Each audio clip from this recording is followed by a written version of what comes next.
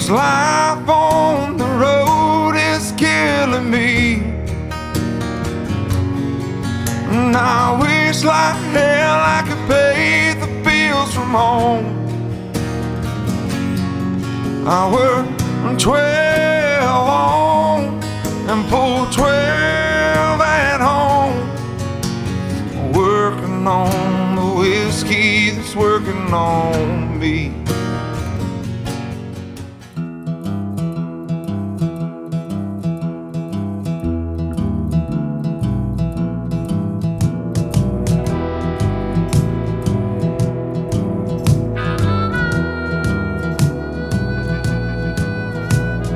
Something in the water taught me how to crawl.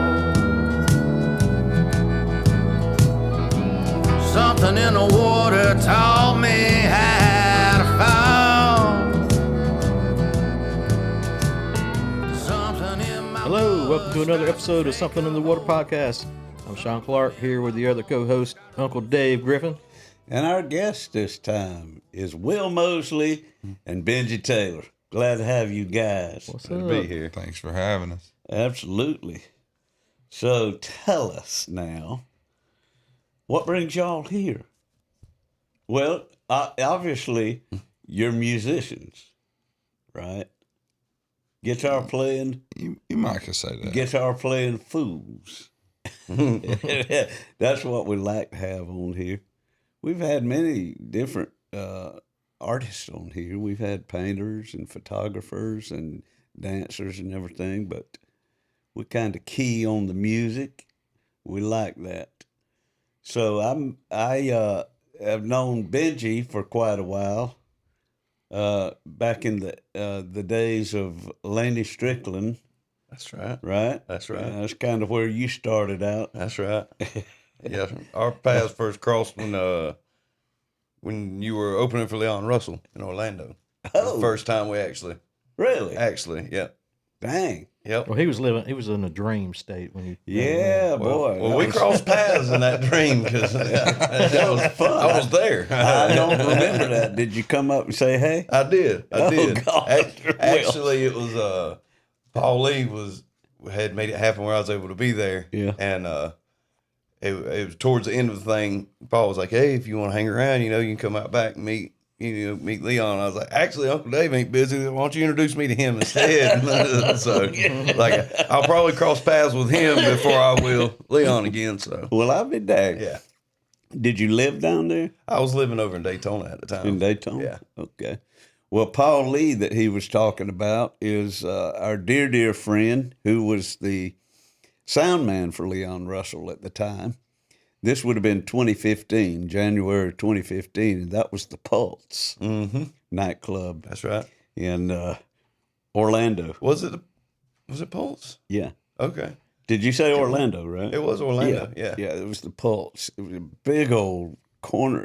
I don't know what it used to be, but it was huge. It was big. It was a huge sloped theater. How about that where you're in the green room? You got this is you're in a in basement. the catacombs. Yeah, like you're coming through these hallways. And stuff. I'm like, what? It was wild. awesome. Yeah. It was great. And Sean got the same treatment too. He got to open for So Leon. next year, yeah.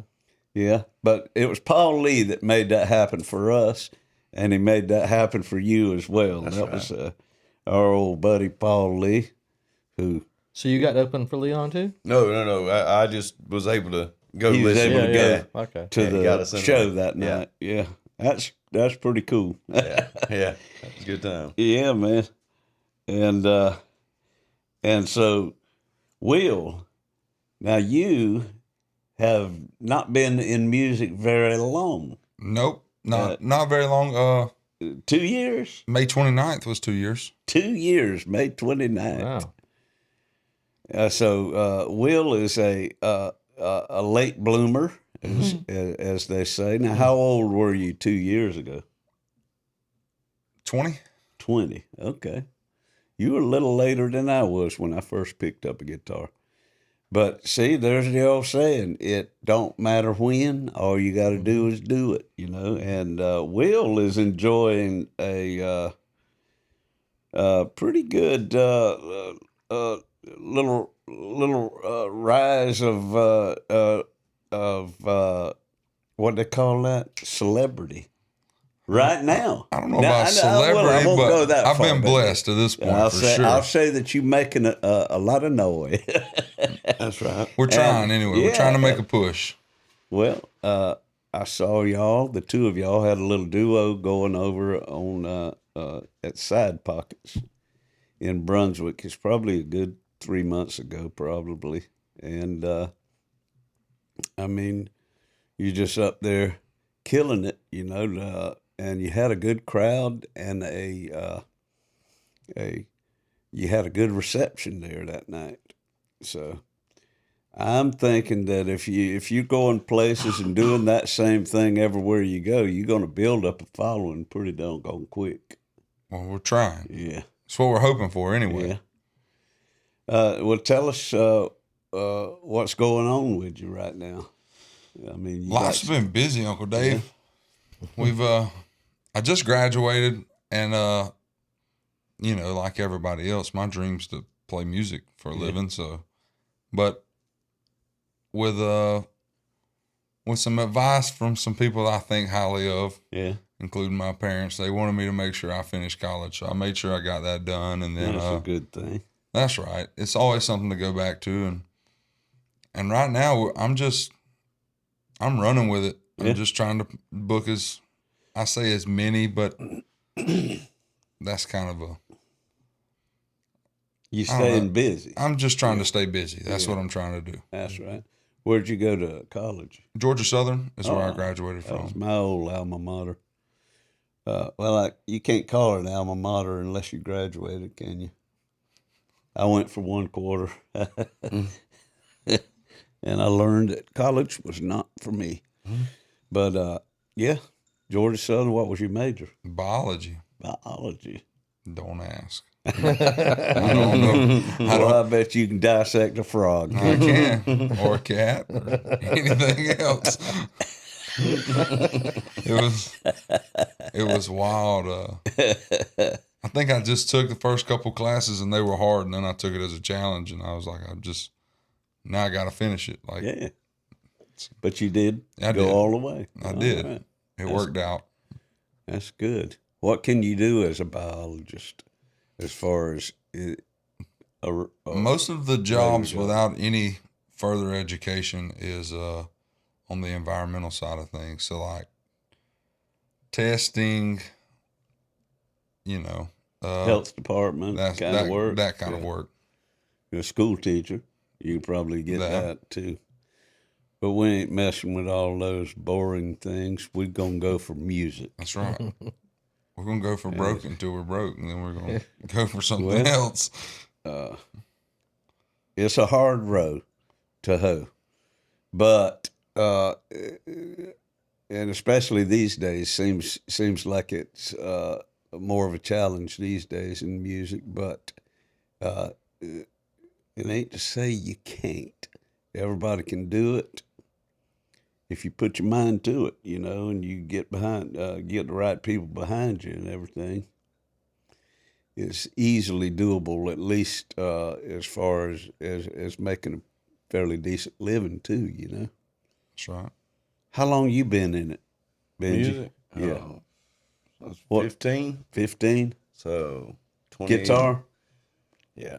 Guitar, a little bit of bass. Yeah. But that's 22 years, I guess. Something like that. Hung it up for a few years, a time or two, and then just always wind up coming back around and picking it back up and making another little run. And how old were you when you started playing out for money? I actually started with a traveling evangelist, and we'd load up on a bus on a Friday and go all weekend long, and travel around doing that. And then I think when I was 15 when I started that, and 17 I started at Jimbo's over there at right there by Benton Lee's.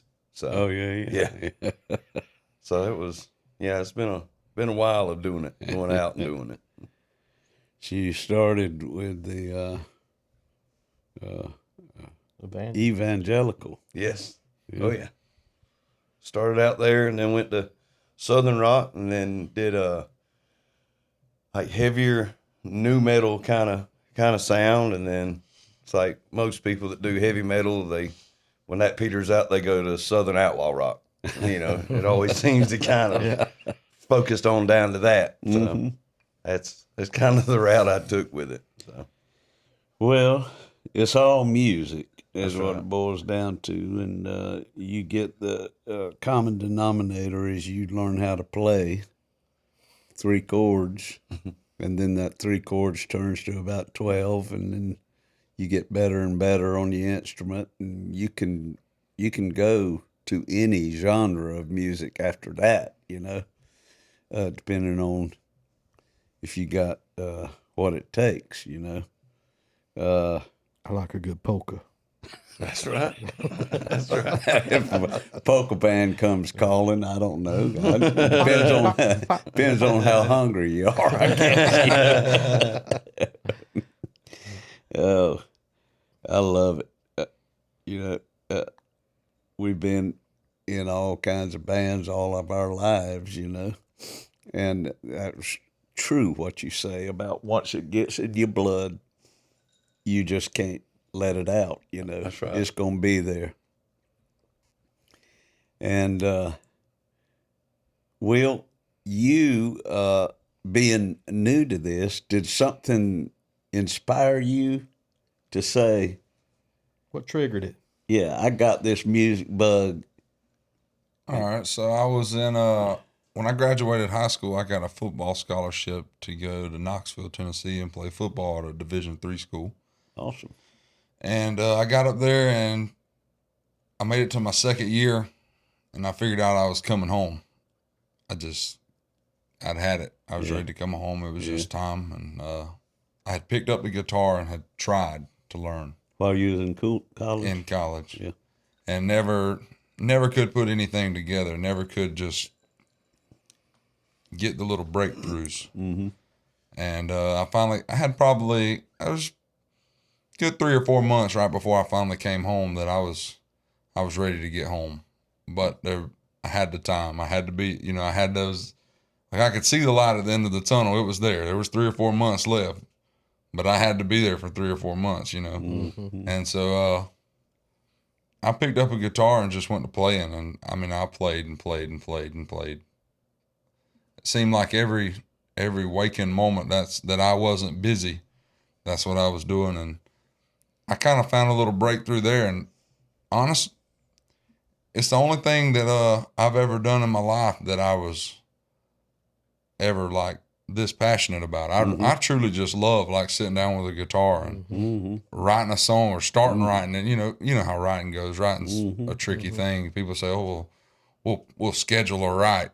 That's the craziest thing ever to me, because that don't work for me. Like, I mean, we may get together and try to put something together, but these guys that are like, okay, at Tuesday morning at 8:00, we're going to get together. We're going to write a song. I'm like, I just don't like. I have to have some kind of inspiration, but every now and then you sit down with nothing on your mind and you just try to make it work. But I love that. I love that Element of experimenting, and it's just something I found myself to be passionate about. Mm-hmm. It's like trying to show up at 8:00. We're gonna show up at 8, and we're gonna find a ghost. He's gonna be there. It's like it kind of comes when it comes.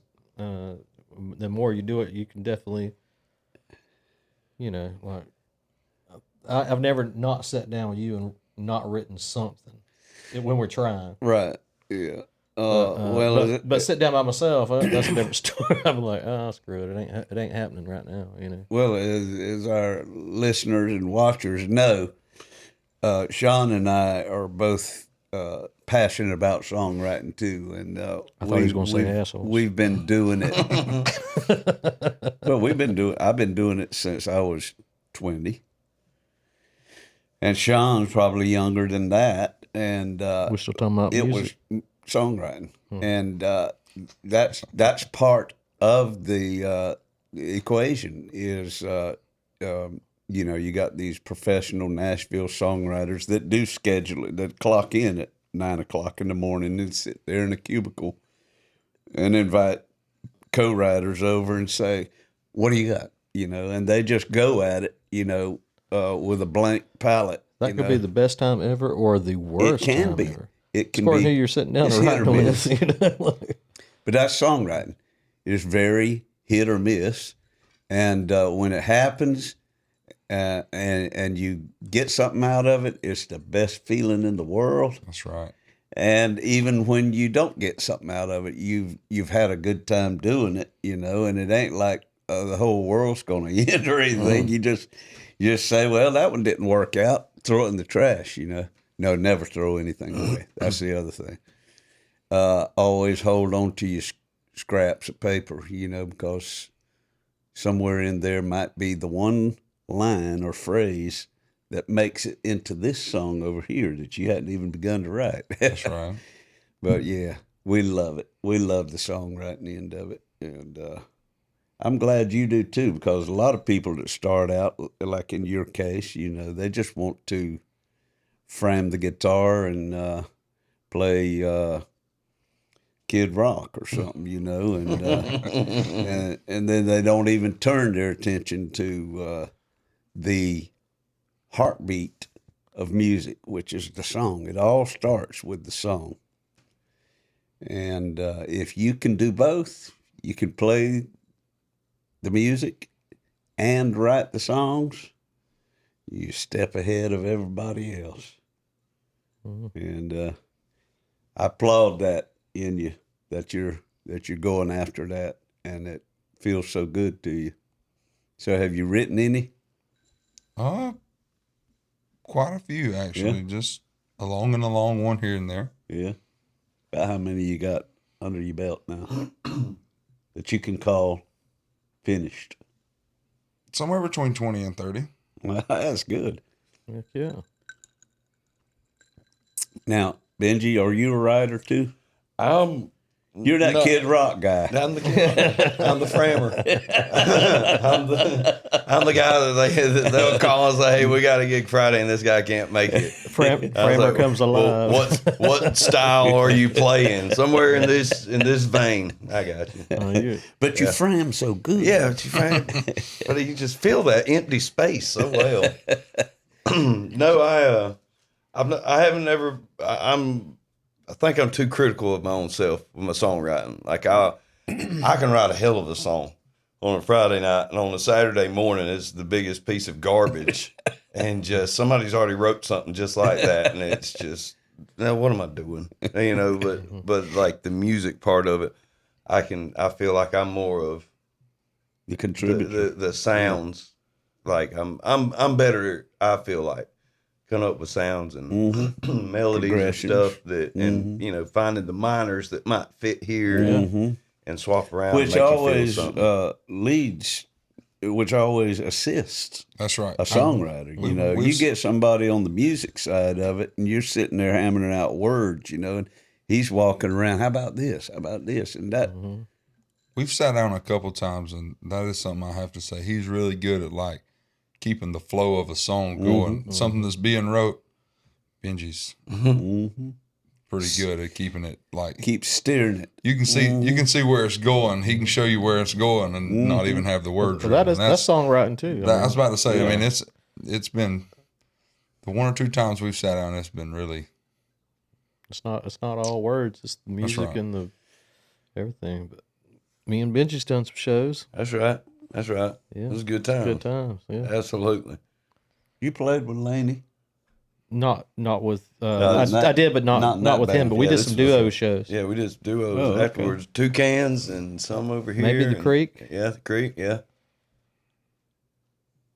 Yeah, that was shortly after the Laney stint when I was I was actually at that point wanting to get in more into songwriting, and I had, you know, at that point found out about the Waycross kind of thing that was going on over here, and it's like, well, I need to be around those guys. Like I say, me being too critical of myself, I'd hear songs that y'all had done, and like I'd listen to them, like American Spirit or Window Pane, and like listen to this stuff. I'm like, man, I love it so much, and I'll listen to it over and over, and I'll start, well, I'm gonna write a song like that. Cool. And next thing I know, I'm trying to write a song that y'all have already written, and like following it too close, and I'm like, all right, I can't. I'm not built for it. But yeah, I let myself down a lot on that kind of I stuff. do that a lot. Like I'll be listening to John Prine all week, and then, man, how he does this, now he does, and the next thing I know, I'm writing a John Prine song. I'm like, Exactly. I don't think there's anything too wrong with that because and you can always, it might always start there, change. but the inflect, if you change an Yeah. inflection of something, then it's different. Yeah, that's I've done that several times.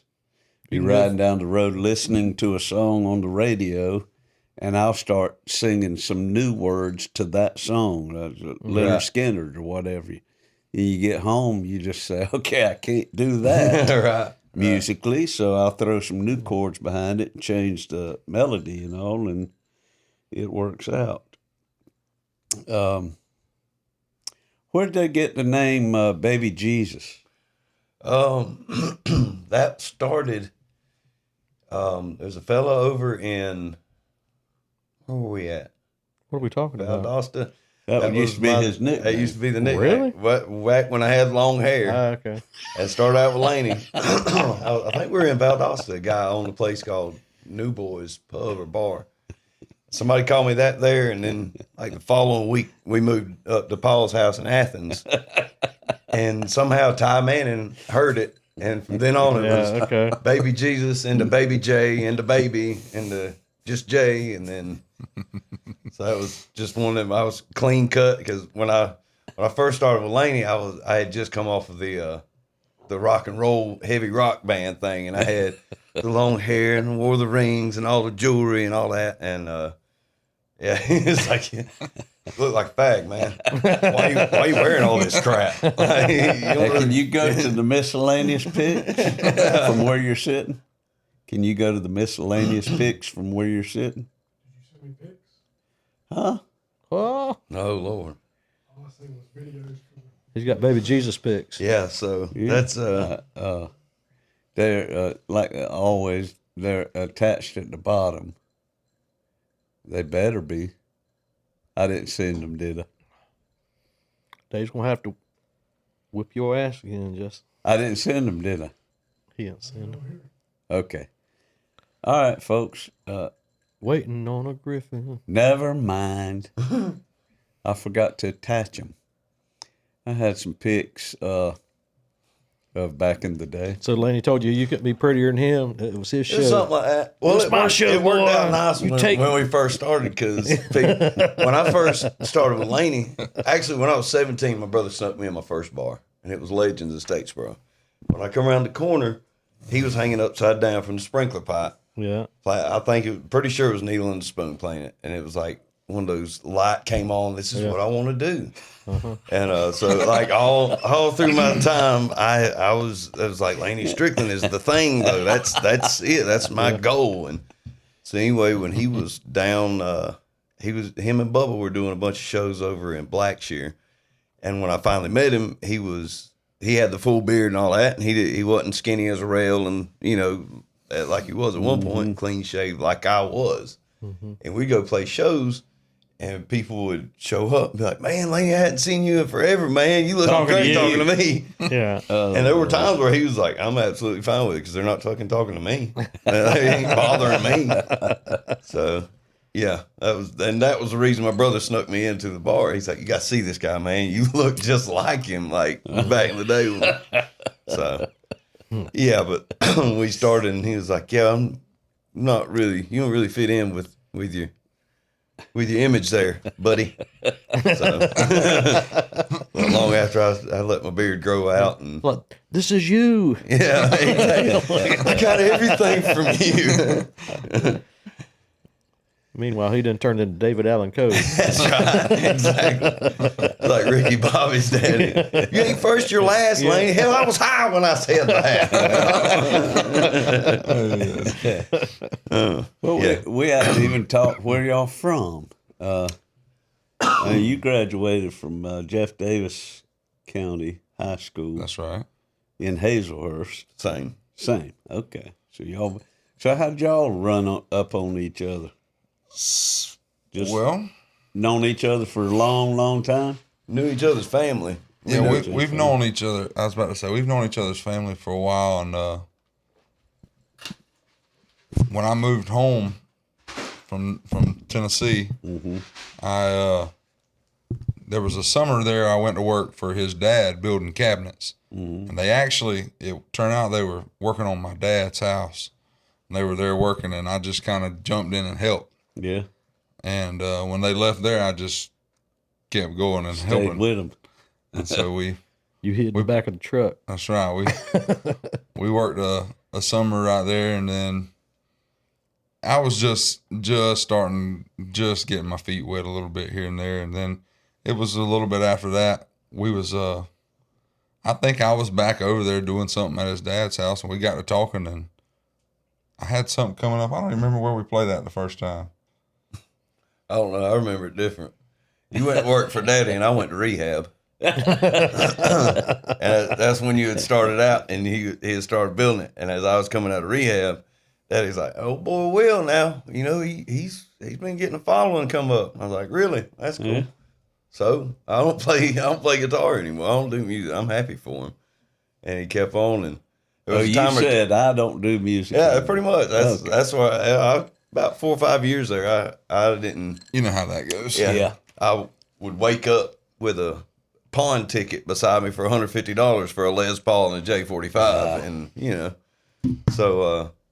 But anyway, he had been started going and getting a following. I think we ran up one time, and matter of fact, I think I was playing at church, and he asked me like a B minor chord, like show me this or whatever, and I was like, yeah, cool. So that was a while before, and I was like, yeah, I remember he played guitar. I'm like, I didn't know he played out. Like, Will? You talking about Big Will? So anyway, we wound up talking, and he was doing some gigs, and I brushed out the guitar, and I was like, screw it. I'll go pick with you sometime. Was it Douglas that we went and It played? may have been 317. I think it might have been 317. And went and played and actually like heard him sing, and I was like, holy crap. Like, That's Dylan's place, isn't it? Right there on the this street. was Trey's. Well, it was Dylan's art studio, Yeah. Yeah. and then Trey put a bakery in it, and then Trey put a restaurant in it, Boy, it's been a while since I've been there. and It's started closed now. and now it's closed back down. I'm a dog.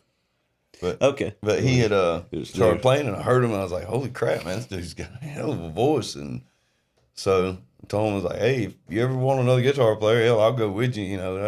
They get me back out going and doing stuff now that I'm actually awake after rehab and starting to try to enjoy life again and do stuff.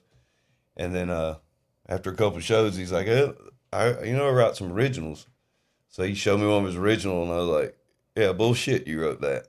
And he sent me another one. Like every time he's come out, and he's like, yeah, I was working on this little ditty here, and like just pull out some. He's being pretty modest about his songwriting. I mean, to me, his songwriting is pretty great. That's good. So it just kind of helped me. Like, all right, yeah, this is something I can buy into. This is something I can believe in, and feel comfortable being a part of. So, and it just kind of snowballed from there. So. Yes, excellent. I love that facet of it too. It's kind of like you were just like, I'm done. Yeah. And Will comes along, and the two of you you're helping each other. Oh yeah. That's beautiful. That's awesome. We've had a lot of fun. Yeah, a lot of fun. no doubt. And then I finally got him to help me get a band together. I released a song, and we had been talking about it. We were like, we put a band together and just play like a release party kind of. And he was like, all right, just trust me one time. I was like, hell, I thought I've been doing that for 6 months. He's like, I'm gonna call these two guys and we'll get them to come and play. He's like, just try it one time. And man, we stepped in, and it was just like a breath of fresh air. It was, Have a band behind you. I mean, it was awesome. I mean, it was probably the funnest I've ever had playing. And That night was great that first night. man, it's just been, since then, it's fun.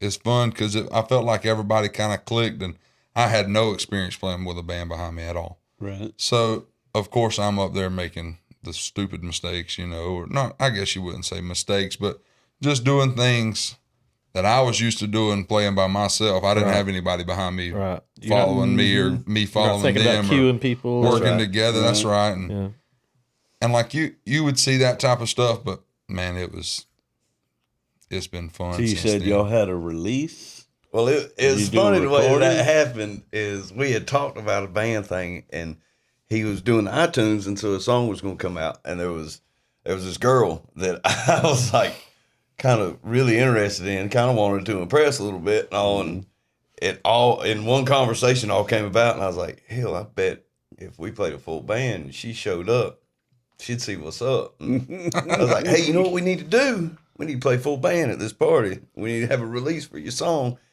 And so we got hold of Josh Foster, which knows Jeff Chansey, and we all got together and jammed. And when we first got together, the three of us all together, it was like, holy crap, this is what it feels like when everybody clicks. When all of a sudden nothing else really matters. And then we got there that night, and it's like kind of like I told him, it's like, dude, all you got to do is do your thing. And because those two guys are amazing together. I mean, they're great musicians on their own, but then it all came together and we played that night. And there's several of them moments, where everything else just kind of fades away, and everything all of a sudden you're doing something and three other guys are doing the same thing and feeling it, and it's just that's right. That's what this is about. That's that Jason feeling. Chansey Yeah, and Josh Foster. Josh Foster. I don't know Josh, but they play know together Jason. in several other acts, and they're just two dialed in guys. I was about to say those two are know tied. when to play, know when not to play, and that can just natural born feel it, and you ain't got to worry about them. And that's the whole with the band, the project. That's the whole thing about it is there's no, because we haven't had an honest to God sit down practice. Yeah. But it's more of a, hey, y'all listen to this song and we'll do our thing with it. And then we get there and set up, and I think we played a wedding sometime back, and they were like, do this style of music. So we did the first set of these love songs, and then it was miserable. It was Don't let him miserable. It lie. was sketchy. We The first took one- the first little break so they could do their dances, and we were all looking at each other like, all right, let's pack this shit up and let's go home. Like this ain't it. And then we got up to the second set, and it was. They're like, well, could y'all play like some more rockin' stuff? Oh, absolutely. Right up my alley. And then that second set started, and then all of a sudden it just kind of clicked back in, and there it is. I remember Jason saying, he was like, by that second song, I looked over there and me and Benji was looking at each other. He's like, we were like, yep, here it is. I feel it again. He's like, everything went back smooth again. But it was. That's it. That's it- awesome. you got to play the room. That's Right. It's good. Good stuff. One of the things that I've found throughout the years is that that first set of the night is often the hardest because Absolutely. First set blues. you're waiting on them Waiting on them to get to get loose lubed enough up, to That's right. and they always do. because everybody, even like you're nervous because you're on stage, but like they're nervous because they just got there and they got a new dress on or whatever That's they're right. doing, and I didn't know he was going to be here or whatever, and it takes them about 2 hours to That's right. shake all that off, and then they're like, "Hey, that's good," That's right. And but like it kills the band. Right. In the 'Cause you meantime, never because you're wanna- like you're you not never getting want- anything back. It's like throwing. You never want to do your best songs right out of the gate because you don't want to waste them for when they're actually feeling good. So and you don't want to do the bad ones or they might not get into it. So it's where's our mids? You don't want to blow it all and then you got Right. nothing. It's like playing racquetball with no walls. Like, Yeah, Waiting on it to come back. hey, that's right. So y'all have got this band now, and you need a name. Gotta have a Need name. Gotta have a name, If anybody folks. has a good We're idea, gonna you throw just it out there to y'all now. somethinginthewaterpodcast@gmail.com. Or you can just go to Will Moseley and friend him and send it to me. and I'm message all him. ears. And it's going to be Will Moseley and Tom Petty and the Heartbreakers, but like Will Moseley and something. something. And Ty Manning's another one that's good with coming up with Yeah, He is. Yeah. Barefoot Man, hookers. Slaw Slaw Dog. biscuits. Slaw Dog Of course, biscuits. now he on Slaw Dog biscuits, he put that one out there, and somebody came back with that, not him. I thought it was because his mom made some slaw dog biscuits. Well, maybe so. And then he threw that out there as a choice. I remember him doing a big Facebook I remember he was campaign, asking for and names. maybe that one just I might have landed in his own backyard. I might have it wrong. He might have his mom might have cooked that after the fact. Or Will somebody might have Moseley suggested that. and the baby Jesuses. The baby Jesus. There it is. Will Moseley and the manger. the manger dogs. And the manged.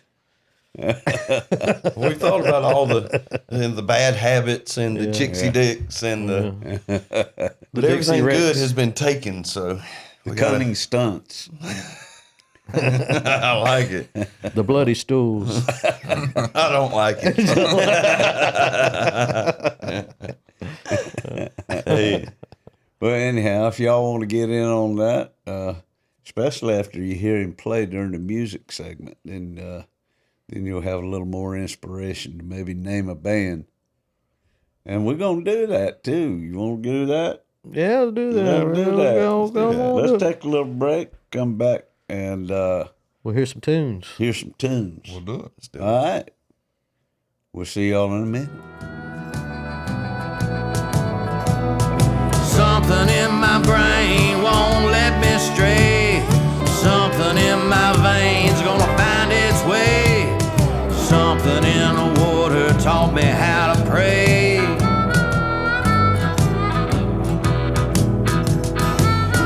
When that cold black water finds its way into your veins, you'll never be the same. I'm Will Moseley, and this is Mr. Benji Taylor, and we're going to play you a song called Burning Bridges, this one that I wrote.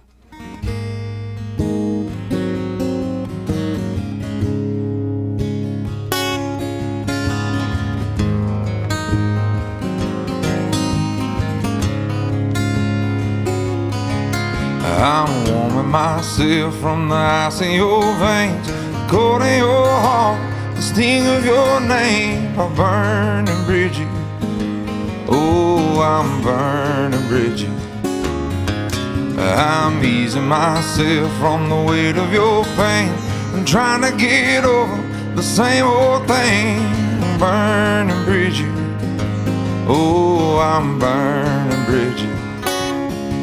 Oh, we've crossed this water 1,000 times and I always hear the same old lines. I promise I'll do better, but baby, this time I'm tired of trying. If I escape this hurt one more time, I promise I'll be doing better. I'm warming myself from the ice in your veins, the cold in your heart, the sting of your name, by burning bridges. Oh, I'm burning bridges. I'm easing myself from the weight of your pain and trying to get over the same old thing. Burning bridges. Oh, I'm burning bridges.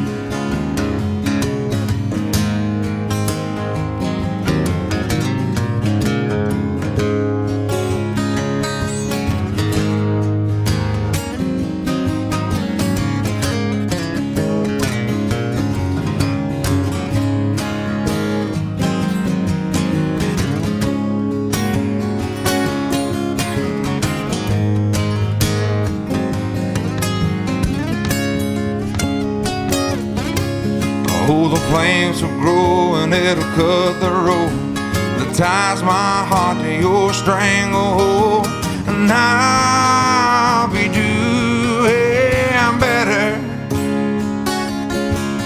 And the road won't exist in times like this when I can't trust myself to not cross the bridge, and I'll have to do better.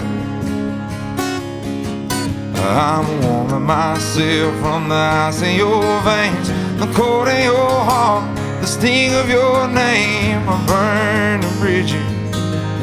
Oh, I'm burning bridges. I'm easing myself from the weight of your pain. I'm trying to get over the same old thing. Burning bridges. Oh, I'm burning bridges.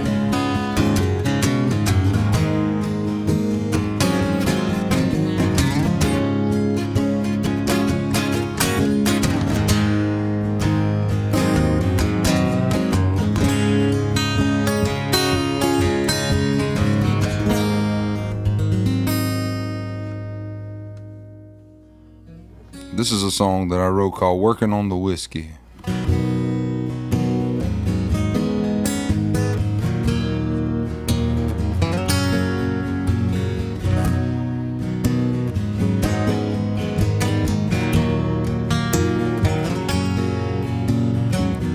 Working on the road, my dear, it keeps taking me away from here. And home is the only place that I feel sane. I'm trying to take the pain away that I live with every day. Countless nights since I've been gone. And this life on the road is killing me. And I wish like hell I could pay the bills from home. I work 12 on and pull 12 at home. Working on the whiskey that's working on me.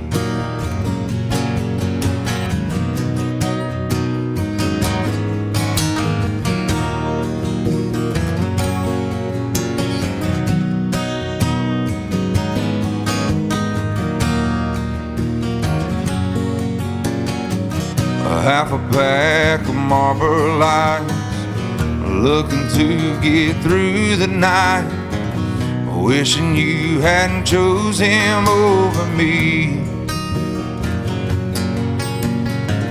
I know it's half my fault, you're living in a house I bought, but it ain't worth a damn if I ain't there. And this life on the road is killing me. And I wish like hell I could pay the bills from home. I work 12 on and pull 12 at home. Working on the whiskey that's working on me. I'm working on the whiskey that's working on me. This town to town, around and round, off and on is dragging me down. I can't ever trust you again.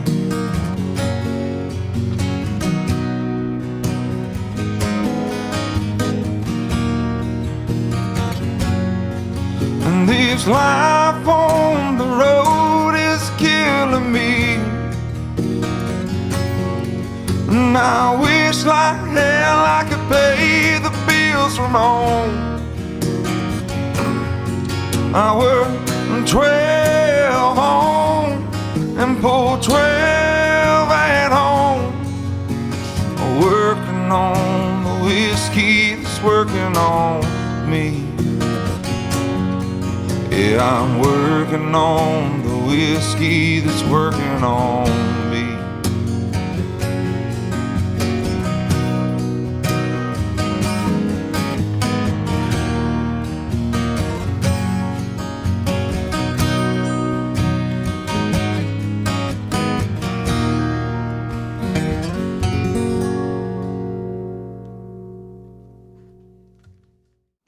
This next one I'm going to play is one that I wrote with a couple friends.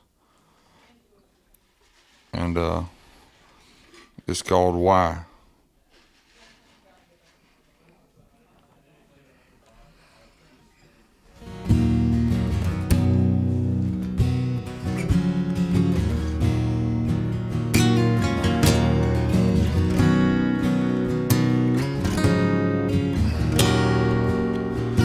Well, the fire still burns, can't find a way to put it out. Wasting all my time with my hand on the bottle. Why the hell did you let me down? And I'm losing control. I got this devil in my ear. It started as a whisper, then it turned into a scream. Now I hear it loud and clear. And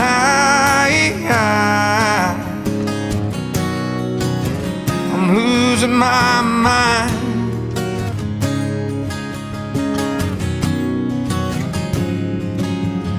And why did you try to hide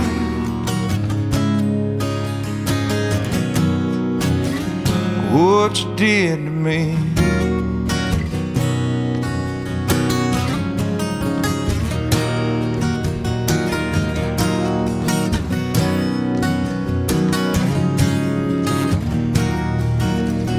I'm pretty messed up. I got some space in my cup.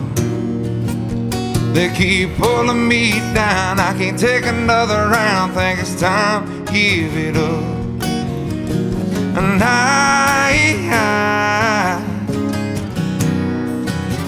I'm losing my mind.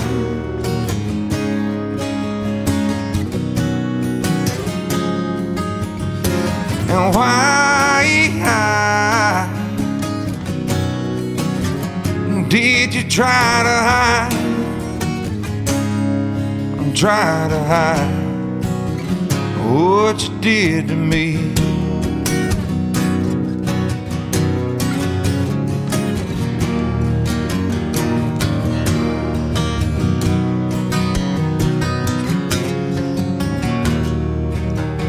Well, I'm too far gone. There ain't no way to make it out. I got this cold 45 sitting by my side. What do I do now? And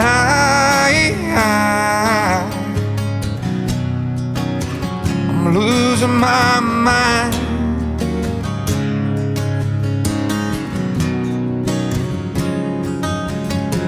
And why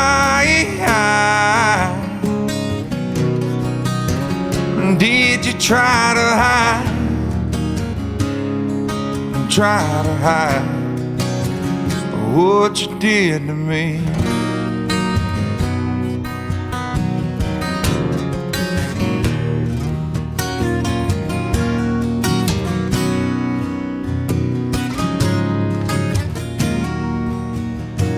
And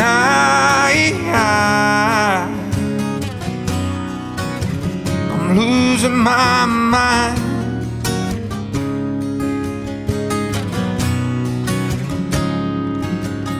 And why did you try to hide?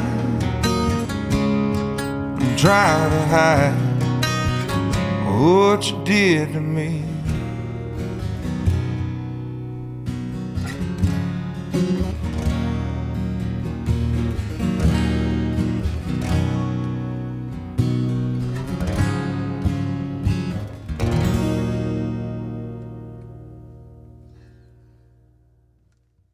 Hey, y'all, welcome back to Something Water with our guests, Will Moseley and Benji Taylor. How about that for some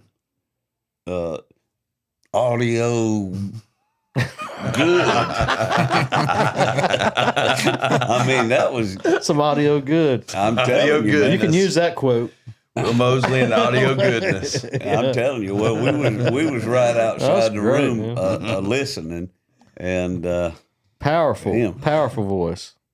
Appreciate it. I can understand why people are making such a fuss about you and why you so busy.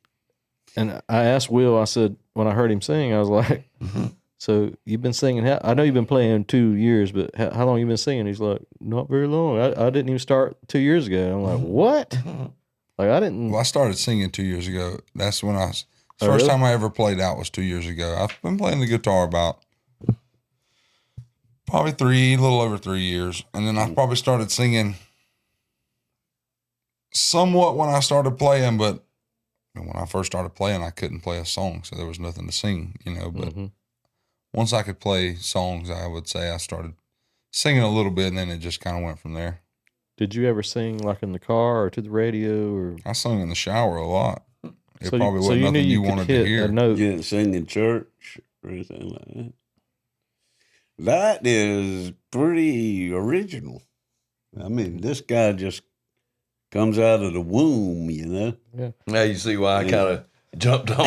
Yeah, exactly. I'll take this train. Okay, Yeah, so no, you went to high school and in middle school or probably elementary school, you were baseball, football, and all that. That's right. And, were you center, guard? I played tackle in high school Tackle. and Okay. guard in college. Okay. Well, I had some pictures, but I forgot to send them to Justin, so we would have supported all that. But y'all got to trust me on this, okay? Mm-hmm. He earned a scholarship to Maryville Tennessee? College. is that Tennessee? Yeah, it was in Tennessee, right Yeah. outside of Knoxville. Hell yeah.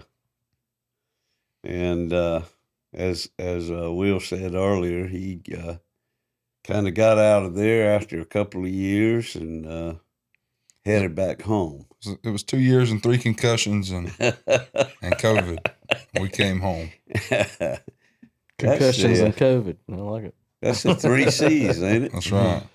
COVID, concussions, and Came home. came home. And it was at that point, sometime along there, that you decided that this was what you was going to do. But so a lot of people, including myself, I said back in high school, 11th or 12th grade, I was saying, you ain't no singer. The hell, But I was paying attention all them years, listening to Daddy's records and nothing but vocal, It's like, damn, Hank Williams and Marty Robbins with all them harmonies, and then the Four Seasons, the Beatles, the Beach Boys, all harmony groups that I really gravitated to, And at some point, when I first picked up the guitar and decided that this was the thing for me, then I eventually said, you got to sing. Mm-hmm. Because of, sorry, Billy Ray, but anyhow. But, eventually I moved into the singing part. And then I said, I can sing pretty good. Good enough, You sing amazing. But all that church singing, where you kind of learn harmony by osmosis. And then listening to all of them groups over the years and then picking up an instrument and trying to apply that to everything that I had seen and heard before, then it just kind of came about. So in your case, did you just... I've always I loved. felt like it took a while for me to say, you gonna sing. Yeah, I I've didn't always just- loved music. I mean, I've always just listened to music all the time, but I've never really sang. I mean, it's just something that just kind of come about. And I will say it took me a good while. I was learning how to play guitar, but I was also having to learn how to sing truthfully, Mhm. I still catch myself like in the middle of a song, I'll run out of breath on certain lines, Yeah. the longer lines or the longer notes, I'll catch myself, I'll get down in it. But it's something that I'm slowly learning. I mean, I'm learning to kind of look ahead in a song, I guess, and know when to Breathe. That's right. When to find your breath. I mean, truthfully. Yeah, I got that too, but it's because of old age. I started singing out of necessity of getting tired of being like, I'm playing guitar and I'm playing, and like the whole band getting their stuff together, and then you got some singer that don't know how to plug in a microphone Yeah, just because he's got the balls to do it. Not that he's better than anybody else in the band. that's right. And I was like, well, we just gonna nip this in the bud.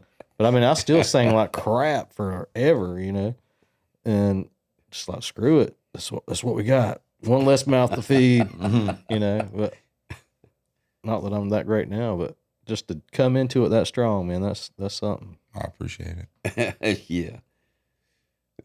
That's pretty unique. So, as you know, you always have a voice when you start out. Who is it that you're trying to emulate? I don't know who the fuck I came in. Excuse me. Sorry about that, folks. We're not on the deep end. This message is brought to you by Bud Light. Message brought to you by Uncle Funkle Dave. But you know, I think I was trying to be Neil Young when I was coming in. That was right in my wheelhouse there. That was the albums. That was the music that was current. You know, so I said, I like this finger picking acoustic guitar intellect. You know, so I went down that road. And so who do you think was your inspiration as far as the voice, the vocal that you threw out there? I would say probably the biggest name in country music in modern country music when I started singing was Luke Combs. Okay. I would say that. And but as far as an inspiration to play music, the first band that I ever seen live was Blackberry Smoke. Uh-huh.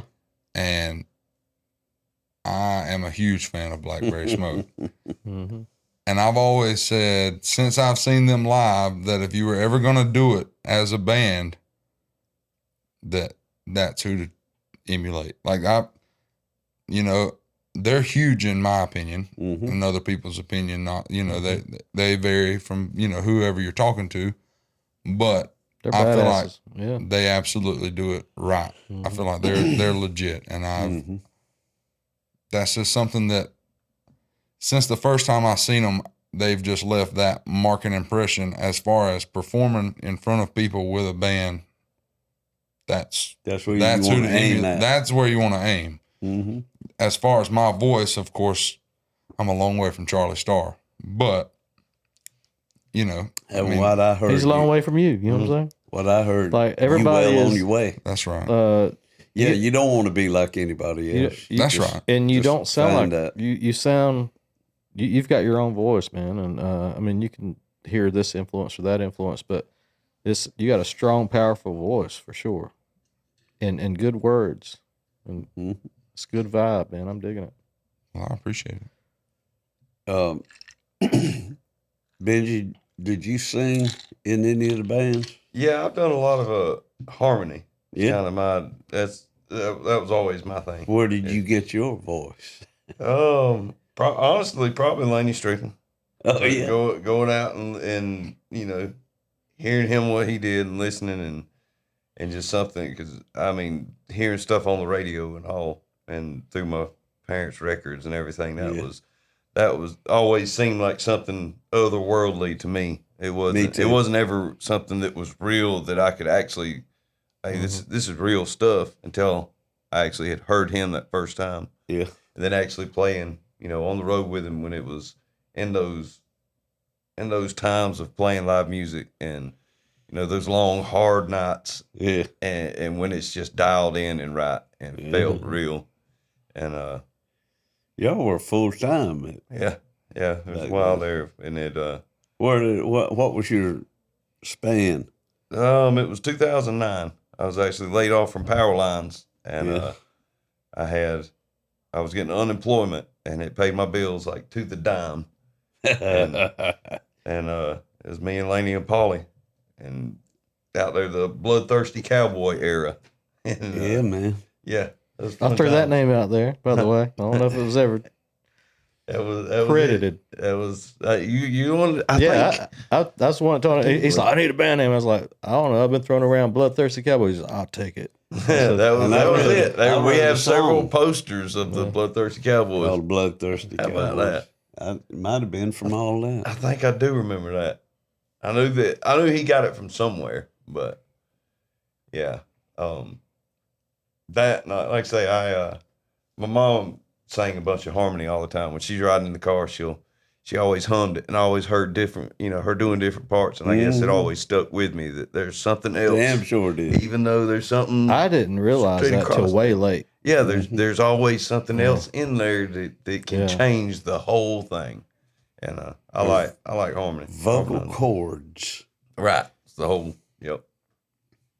Will Moseley and the vocal chords. Now that's the beauty of it. We all come at it from different ways, But all four of us, folks, sing. Can you imagine that? Can you wrap your heads around that? Us for a look at us. Take a good look. We take a good look. Take a good long look. We got honey and watermelon wine flowing out of our. Well, folks, at this point, I would like to just say that it's time for a tale of the week. This is my little musings on music and life. And $1 Dollar Tree glasses. That little 10-year-old girl strode in front of the Sunday morning congregation as the featured soloist for the first time at New Bethel Baptist Church in Detroit, Michigan, where her daddy, the Reverend C.L. Franklin, sermonized. Aretha opened her mouth to sing, "Jesus, Be a Fence Around Me," just days after her mother, Barbara, had passed away. I'm sure the audience that morning had no idea that the little lady standing in front of them would gain the respect of the world and wear the title Queen of Soul over the next 66 years. A title so well-deserved considering her multiple talents. Skillful pianist infused with the gospel fervor of her daddy's church. Talented songwriter of career hits, Daydreaming, Rocksteady, and Thank. And soul-stirring vocalist with a voice that transcended generations and musical genres. Aretha Louise Franklin was born at 406 Lucy Avenue on March 25, 1942 in Memphis, Tennessee. At the tender age of 18, she signed on with Columbia Records with very little success over the next 6 years. In 1966, after switching labels to Ahmet Ertegun's Atlantic Records, home to Ray Charles, Wilson Pickett, Sam and Dave, and Otis Redding, her star began to rise. By the end of the 60s, following the success of classic Aretha songs, Respect, Chain of Fools, You Make Me Feel Like a Natural Woman, Think, and Spanish Harlem, she was aptly crowned the Queen of Soul. You're cracking me up. 1967's I Never Loved a Man the Way That I Love You was her first number one on the R&B charts. Recorded at Fame Studios and backed by Muscle Shoals Rhythm Section. In April of the same year, Aretha hit number one on both R&B and Billboard charts with Otis Redding's Hot Almighty injected R-E-S-P-E-C-T. When I first heard it, I couldn't help but S-H-I-M-M-Y. And as shimmiers go, I weren't much of one. But the Queen of Soul's stirring interpretation of other songwriters' material was a win-win for everybody involved, and it included some of the finest in the music business. Do Right Woman, Do Right Man, written by Chip Smallman and Dan Penn. Chain of Fools, written by Don Covey, featuring the greasy tremolo-tinged lead guitar lick played by famous Georgia songwriter Joe South. Carole King and Jerry Golfin's Natural Woman. Burt Bacharach, Hal David's I Say a Little Prayer. Spanish Harlem by Jerry Lieber, Mike Stoller, and Phil Spector. Stevie Wonder, Clarence Paul, and Morris Broadnack's Beautiful Until You Come Back to Me. Working with Tom Dowd and Jerry Wexler, two of the most gifted record producers in their day, Aretha was just as prolific and successful at writing her own hits, like this one.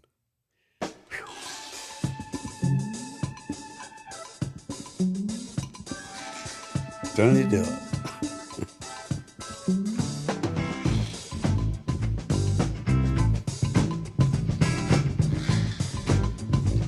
wrote this.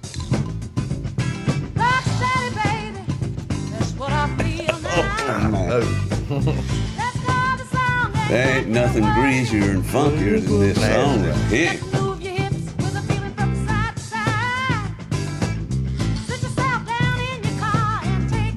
Do it.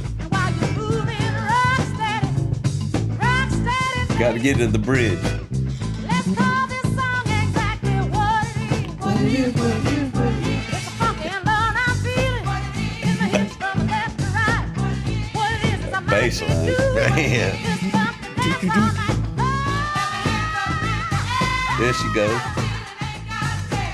Where's the bridge?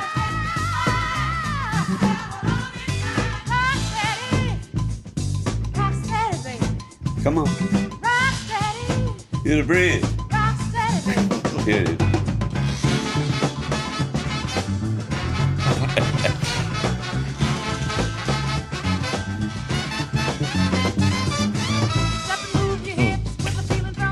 All right, tone that down. I'm getting loose.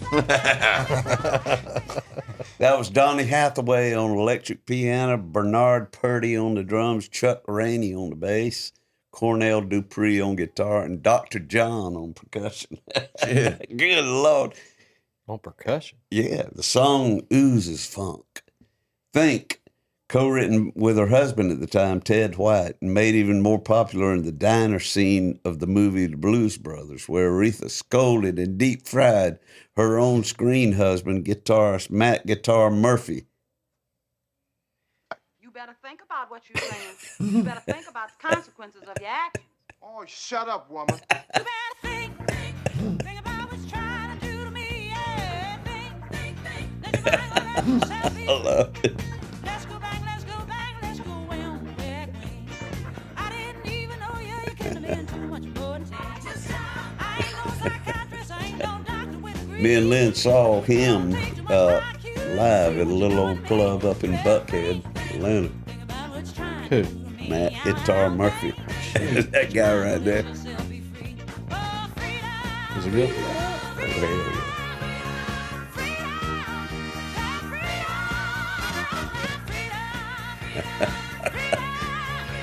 They will get up and dance, don't they? Well, They just non-involved. There it is.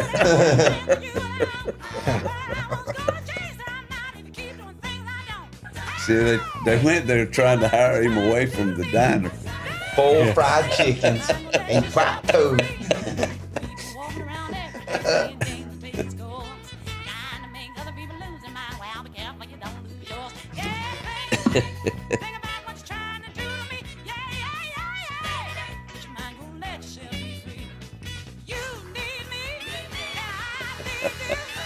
I can't stop it, y'all. I want to see him There walk they out. Matt just sat down. He was tired of being scolded. he's like, hell.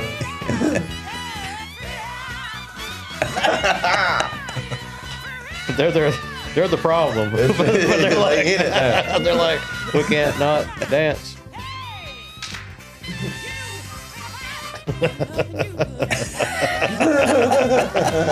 They're like, we'll go sit down now.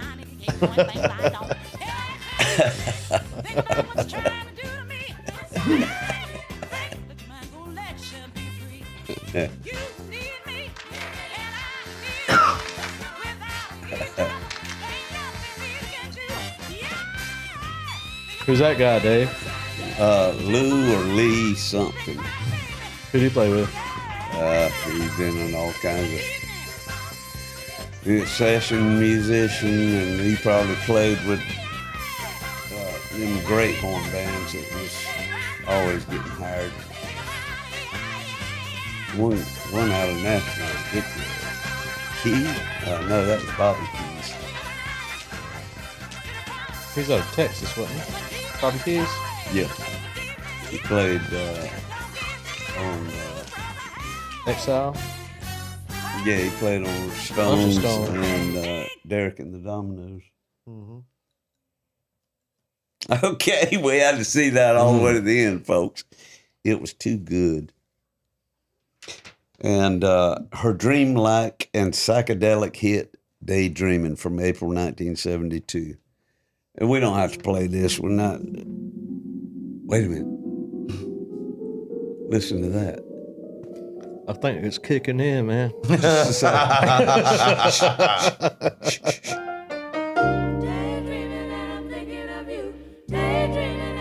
You got to hear this. This is perfect.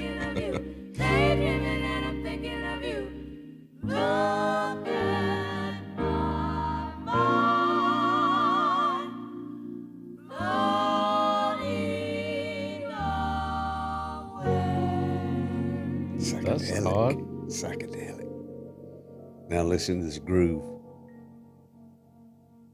He's the kind of guy that would say, hey baby, let's get away, let's go someplace, where I don't care. Don't that just make you want to be on the beach with a He's girl? the kind of guy that will give you everything, trust your heart, share all of your love, till death do you part. Sea breeze and waves sloshing. I wanna be what he wants, when he wants it, and whenever he needs it.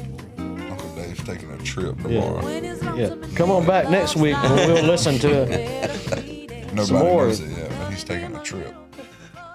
All right. Psychedelic soul. Those funk. were the songs that she wrote. Over her career, she's been rightfully honored.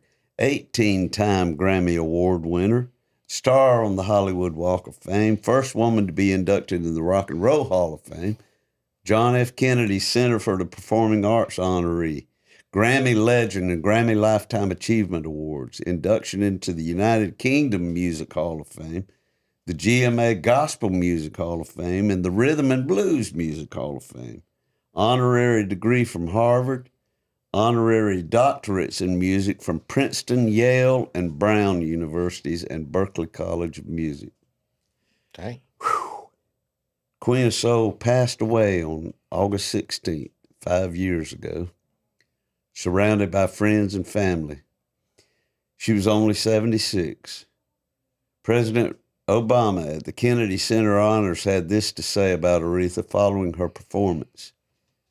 He said, "Nobody embodies more fully the connection between the African American spiritual, the blues, R&B, rock and roll, the way that hardship and sorrow were transformed into something full of beauty and vitality and hope."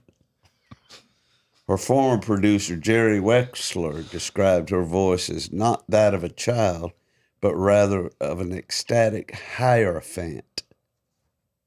Fant? Hierophant. Hierophant. That's one word? I had to look that one up myself. From the ancient Greeks, a hierophant is a person who brings religious congregants into the presence of that which is deemed holy.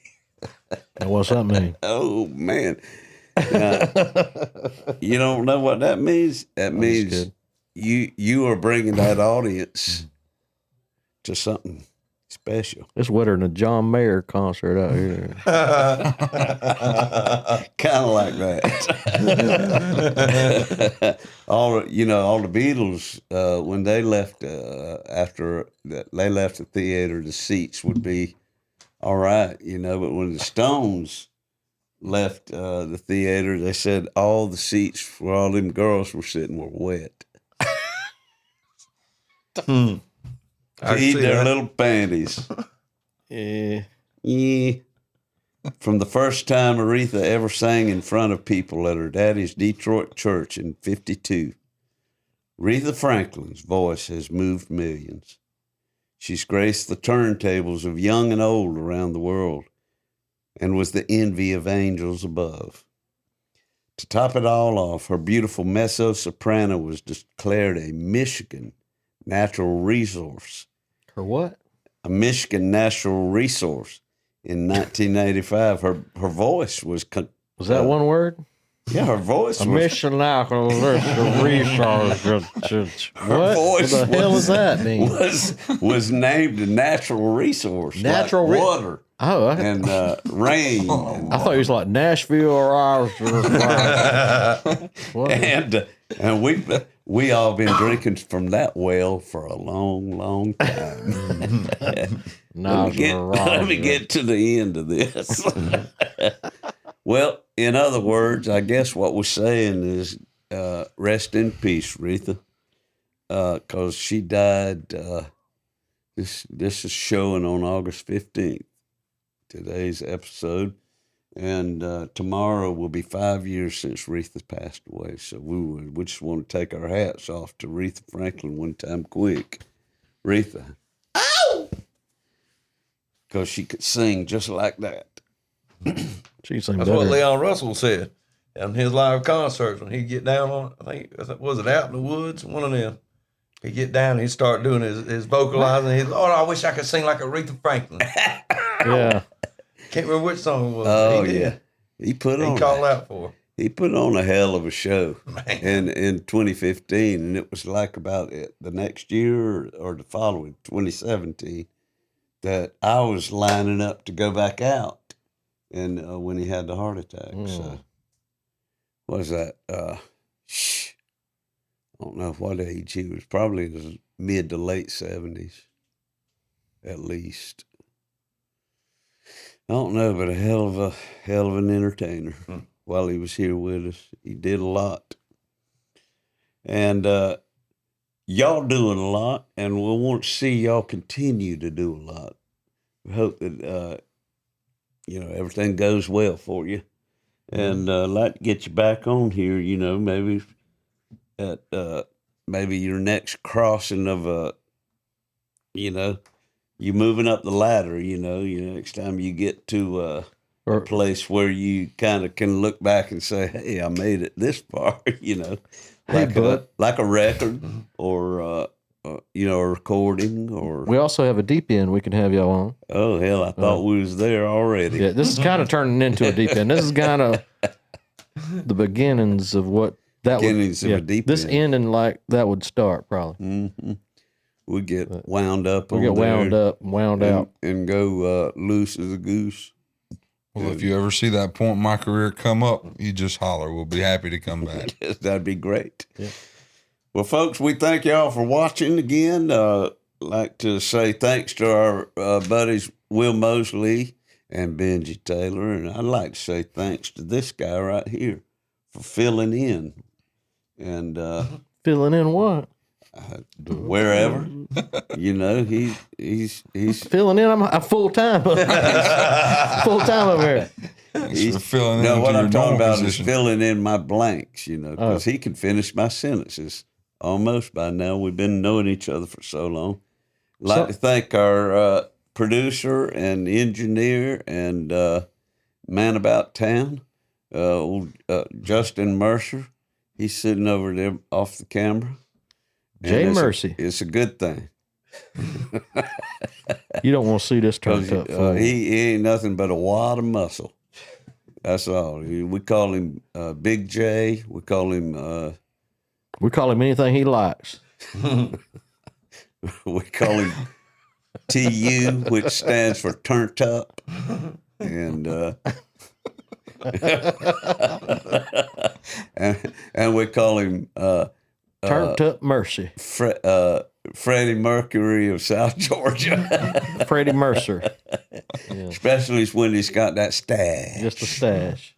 Just the stash, please. But we do thank y'all for watching, and we hope that you'll continue watching. Look us up on somethinginthewaterpodcast.com where you can see everything about it. And we do have a Patreon account at patreon.com called The Deep End, Something in the Water, The Deep End. Dave's got an OnlyFans. Yeah. And I do this.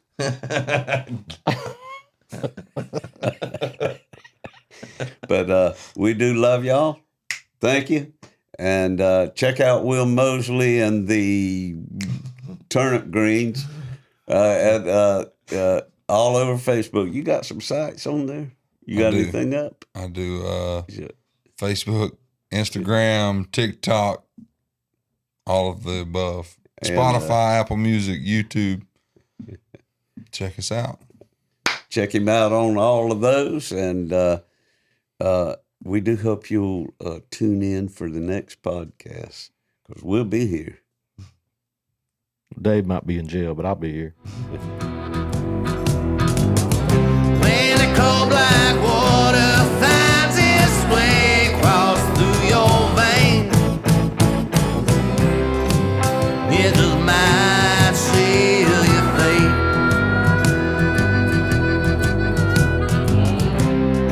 It just might seal your fate.